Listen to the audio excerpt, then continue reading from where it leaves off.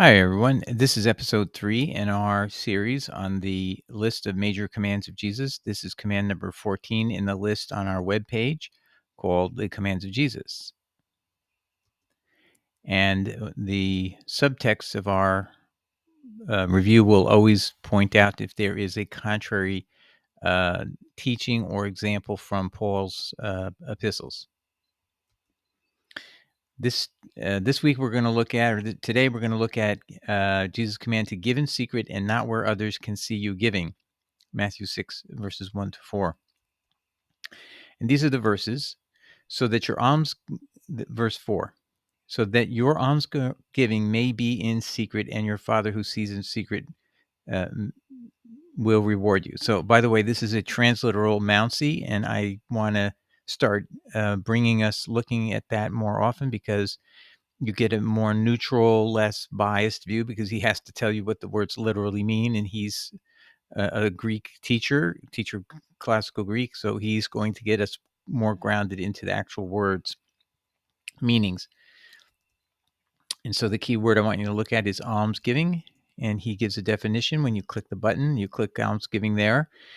And Mouncy is at BibleGateway.com. It's free. It's fantastic. So take advantage of it. So you can look up any word in its Greek meaning to the right, and he's generally very good. He's got a few things he needs to continue working on, but he's very good. And he says it can mean pity, show compassion, or give alms or almsgiving. And almsgiving means giving to the poor. So that's what Jesus is talking about. So you want to do the good deed of giving money or food or whatever to the poor. He says, do it in secret. That's his command. Now, there's a couple of other verses that we need to look at that preceded this that are important to make that point. All right.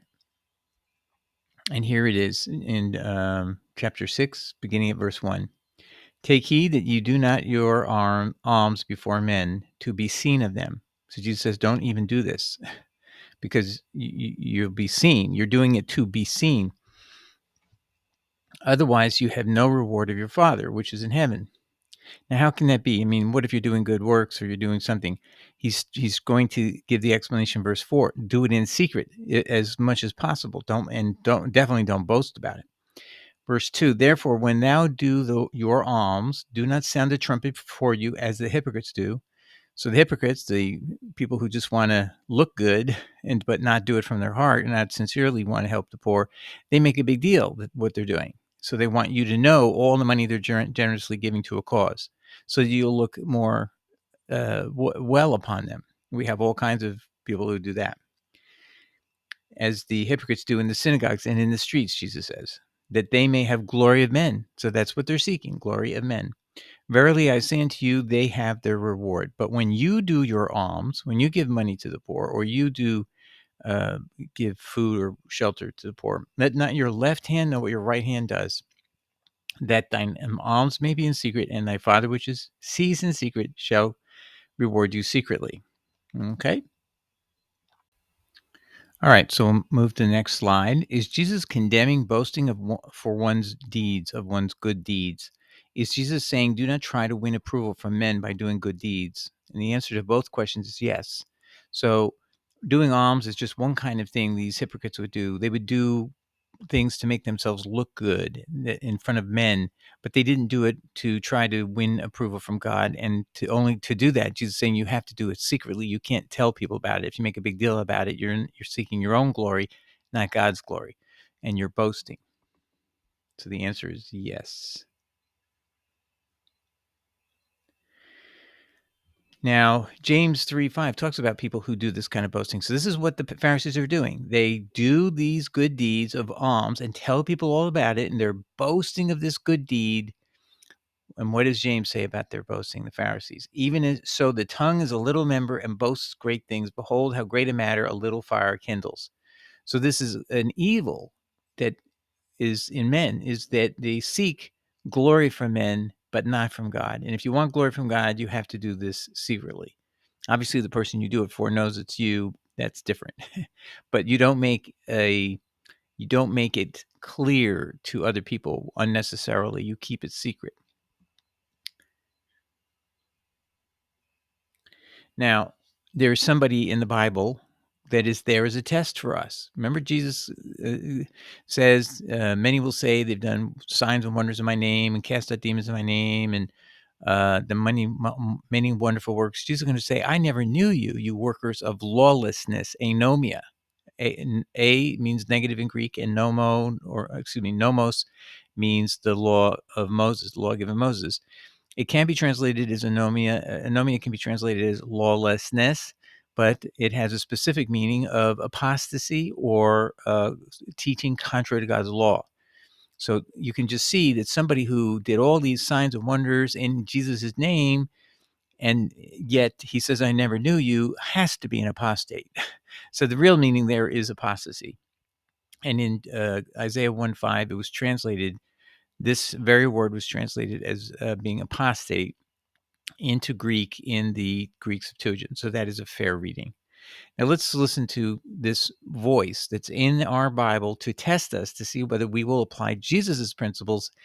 It's not our judgment about Paul that we're using. It's Jesus's judgment about someone who does things for show or wants to do things for to be able to glory or boast to others, but not to God, but to get their glory. Okay, so here's what Paul says in 1 Corinthians 9:14-15.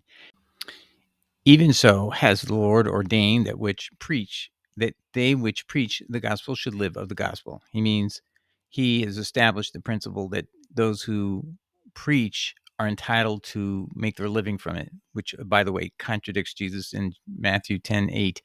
Prohibited that. He told the apostles specifically, when you go out and preach and teach, you may not take any money from anybody, for freely you received, freely you must give. And so he gave them a way of making some money, and that was by the law of hospitality. They could go and use the principle of a worker's worthy of his wage in Leviticus, be a guest in someone's home, ask to be someone worthy in the town, go stay with them for a while, and while they're worthy. And if you do under the law of hospitality, if the guest does services like cleaning out the barns, tending the sheep, bringing in the crop, that a guest was entitled to money, and the worker is worthy of his wage.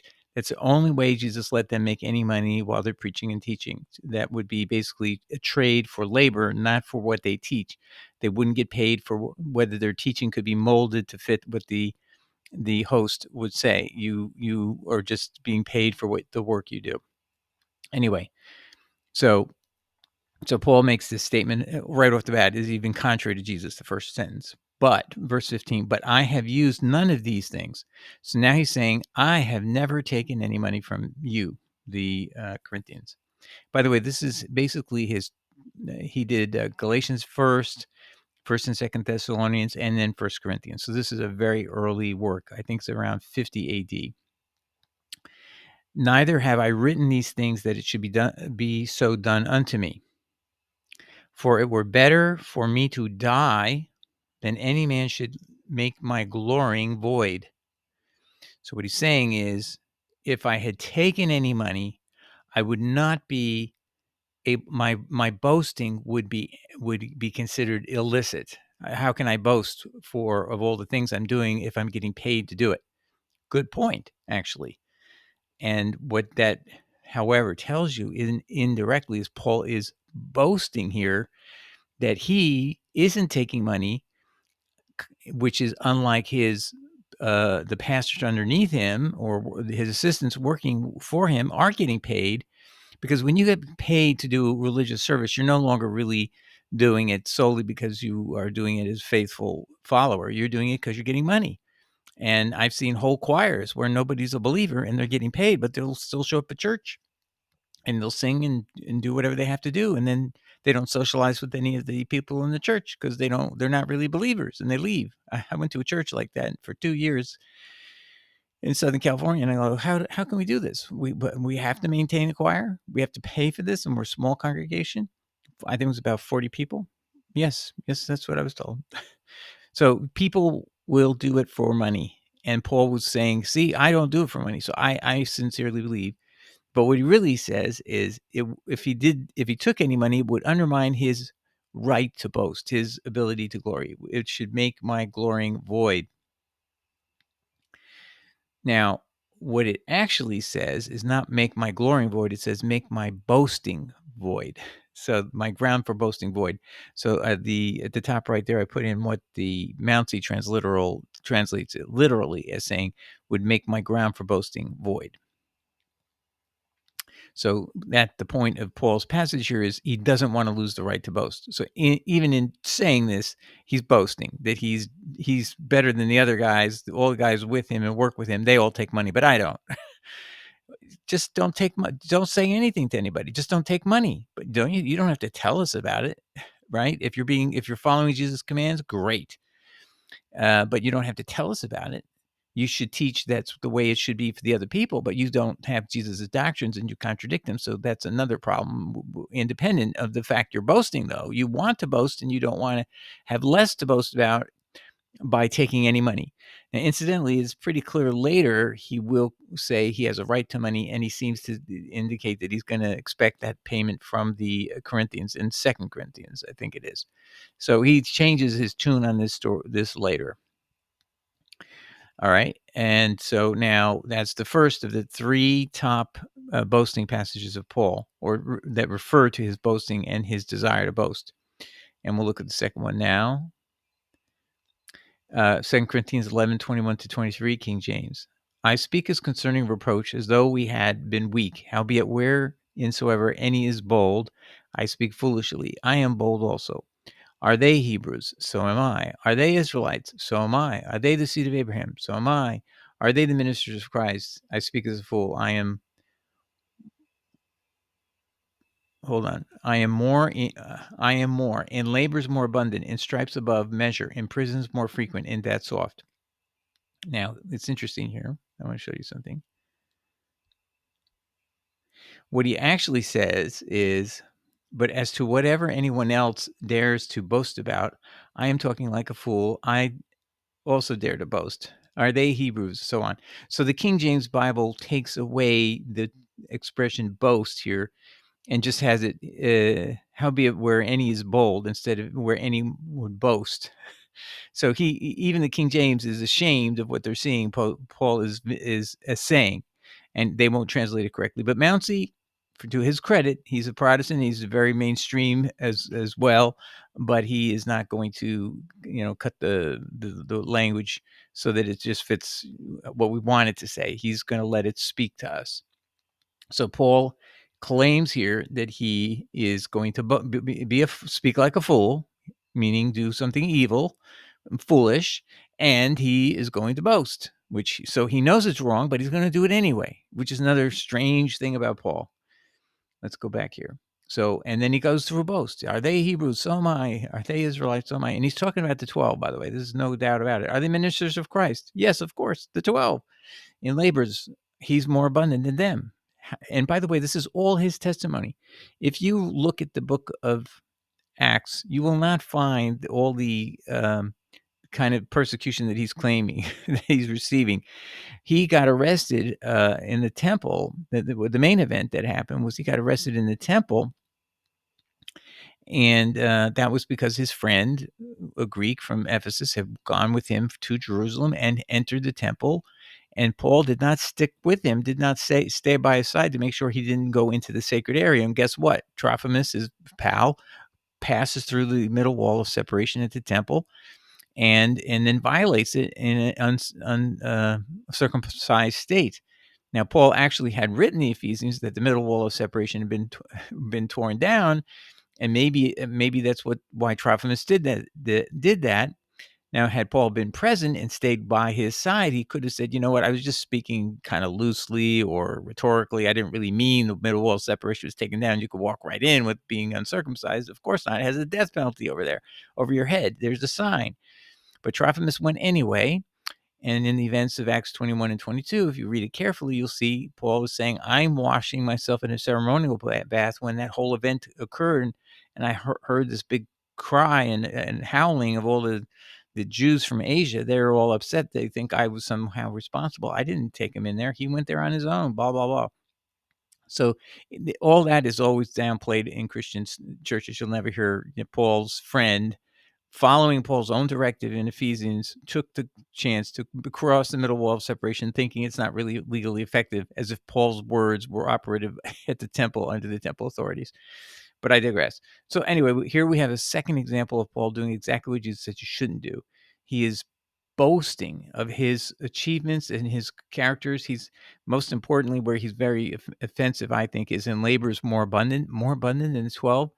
And just so you know, the 12 have been working immediately after the crucifixion for expanding the church, and we see that in the book of Acts, and continuously so. Paul, on the other hand, if you keep track of the chronology, he immediately after the Damascus account, one short visit to Jerusalem, he then takes off for Arabia, and nobody sees him for another 10 years or 11 years, for a total of 14 years, where we have no idea what he's doing. What ministry is he doing? Is he evangelizing anyone? And so we all look at what's happening in Acts, which is in a very short period of time until he gets arrested. And that's what it was for. The book of Acts was an appeal brief for the most excellent Theophilus, as he was addressed in Luke 1, verse 1, and Acts 1, verse 1. This is what it was intended for. It was intended as a brief. Both the book of Luke and the book of Acts were intended by Luke as a brief, a legal brief in an appeal pending at the time the book of Acts ends, where Paul now is in Rome, awaiting an appeal before Caesar, which is Nero Caesar.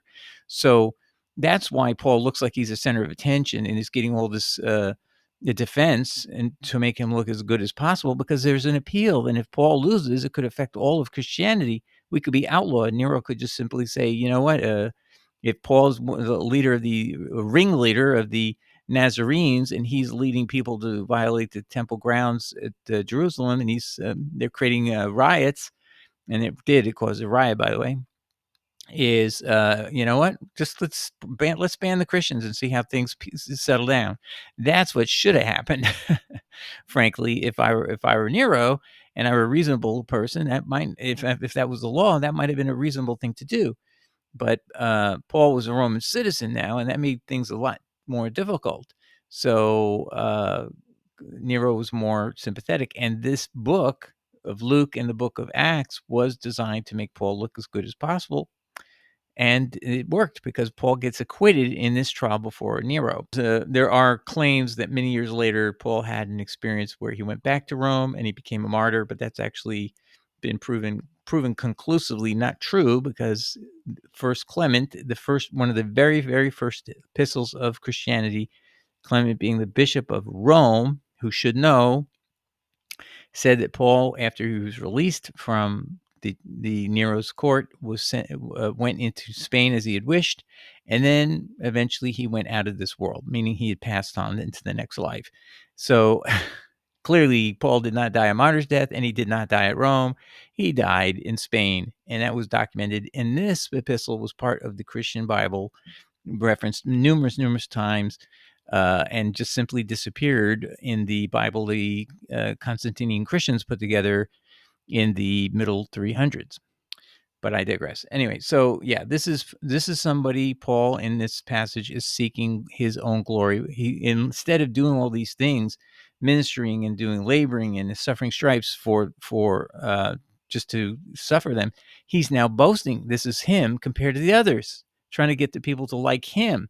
So did you do all these sufferings so that you could make this boast, Paul? So then you did it not for Christ or God, you did it for your own glory. Do you think Jesus, by the way, if he said this, that we would still be following Jesus? No, because you'd never follow Jesus if he was this craven. He was seeking craven attention by getting himself in trouble, cravenly in bringing on problems so that he could be persecuted and make a big deal about it and seek sympathy. That's not what Jesus is about. He just does what's right and he moves on. And if he gets persecuted, he gets persecuted. But Paul's doing it to try to get attention, trying to make himself look big, and he's maybe exaggerating a little bit, because you cannot build a case that the book of Acts involves more labors, more stripes than the 12 suffered. So I just don't get it. If you think so, then you haven't read the life of Peter. You haven't read the life of James, when the first apostle was murdered. Yes, the apostle James gets murdered in Acts chapter 14. So, Paul is trying to say he suffered more than the apostles, and that event had already occurred by Second Corinthians. This is a sick mind if that is how he views someone being murdered, that he suffered more than that they did.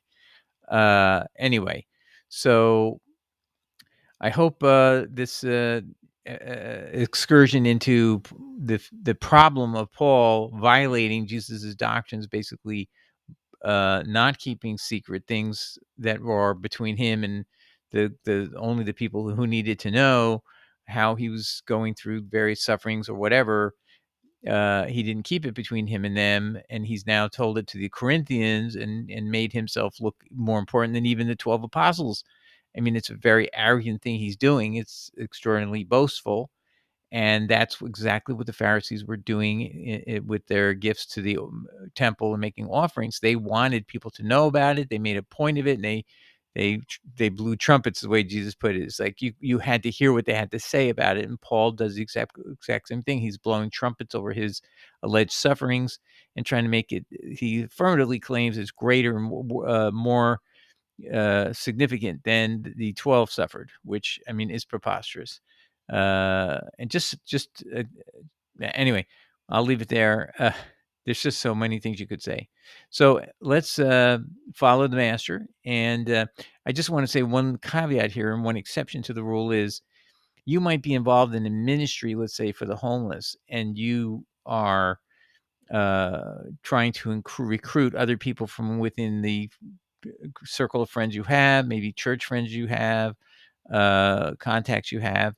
Well, you have to tell somebody what you're doing in order to recruit them and tell them, that if they want to do a ministry like that, that this ministry is going on. So it's inescapable that if you're trying to expand the activity to help the poor in that way, it's not just your one-on-one giving them help financially or by food and food and clothing. It's something that you want others to be involved in. So you have to say something to other people about it, but it should be designed so that it's just those people who would be of the same mindset as you are, that would be interested in doing it. It's not like getting up in front of a church and telling 10,000 people, I do this, I do that. It's finding the right people specifically and getting them the attention to handle something specifically for God, and you may have to tell them what you're doing in order to get them to do what they need to be doing. And so, and then of course, whenever you do a good deed, the person you did the good deed to usually knows you did it.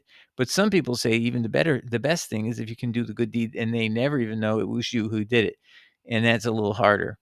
And then sometimes, unfortunately, you know, things will happen after you've given a gift or a loan or whatever you might have done. Is somehow there's some sort of issue that comes up about the person that has to be disclosed, that there was money exchanged just to clear the air about something.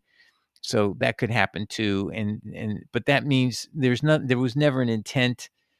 The way it gets revealed has nothing to do with you trying to promote people to learn all the great things you've been doing and helping other people. It's just there's something that comes up that has to be disclosed so that others can know how to handle this issue. This person is now asking other people for more money. Let's say you've given money, now that person's asking for more money, and so on. And then it just may require you to disclose that, well, I've given money. In fact, recently somebody told me that they were giving money to somebody that I may have been giving money to as well, and they suspected that, although they weren't sure. And my friend contacted me, and I said, yes, it's true. And he was having a concern whether that person was deserving of it or had been maybe misled us or whatever. And so that is a justifiable thing where somebody suspects that you might be helping the same person because of conversations they've had with the same person. It turns out I didn't know he was involved in helping this person, and so was I. And that's the consequence, is that I had a need to tell him. He wanted to know what my opinion was of that person's alleged need was, and that helped him make his own decision of what he wants to do going forward. And so sometimes those things happen where, in the interest of doing the right thing, you need to disclose what you've done, but not because you're seeking that glory, but it's brought upon you because of the way it's brought to your attention, and that you need to answer that question. So it's not like you never are going to end up telling someone something you've done that's um, some charitable thing. You'll end up where there could be circumstances where you have to disclose it no matter what. And one other thing is, I really don't think we should take tax deductions on our charity. I know that sounds maybe unfair to ourselves. Is like we should take a tax deduction if we've helped the poor or whatever. The reason I think it's wrong is it's directing us away from handing out money and benefits to the poor. Okay, directly, without looking at this, the benefit I'm gonna get back. It's almost like I'm doing it to get a tax advantage. So it's not really done wholly to help the poor, but it's to get my tax advantage, and then it means I'm gonna rule out those people, in my mind, to my it's financially disadvantageous to me to pick out individuals who don't have a 501(c)(3) corporation where they can issue a tax deductible, receipt at the end of the year, right? So, to me, it's just totally wrongheaded to do anything like that. Our offerings and gifts should be done as much as possible privately, with maybe privately within a group of people. We can all get together and say, "Hey, let's all do something to help this person," but we don't tell each other what we're doing for that person. Just we all do it, and then we come alongside somebody, but we are not going to worry about getting a tax deduction either, because that would make our motivations to get some sort of recognition from the government that we gave money to somebody and then get a tax deduction. So that to me is another little bit of possibility of what Jesus meant. Don't seek to gain any benefits by making donations to the poor, in that sense, in that financial sense. So, because that will skew your thinking of who should get the money, who should get your uh, financial support. Okay, I hope that helps everybody. A lot to think about. We could talk about it through the comments on this video later. Okay, God bless everybody. Take care. Ciao.